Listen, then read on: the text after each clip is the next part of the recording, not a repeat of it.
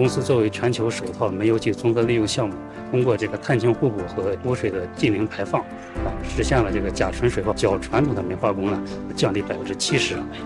然后我们二氧化碳、二氧化硫和废渣的排放，较传统的煤化工要降低60.38%、59%和61%。我们通过自己的实际行动，切实践行了绿色低碳的新发展理念。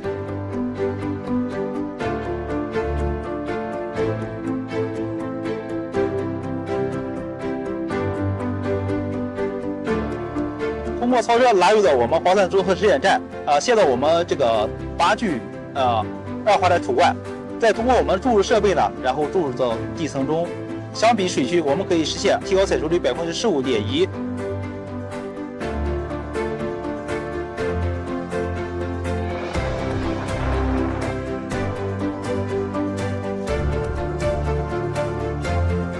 截止目前，拓美1期和2期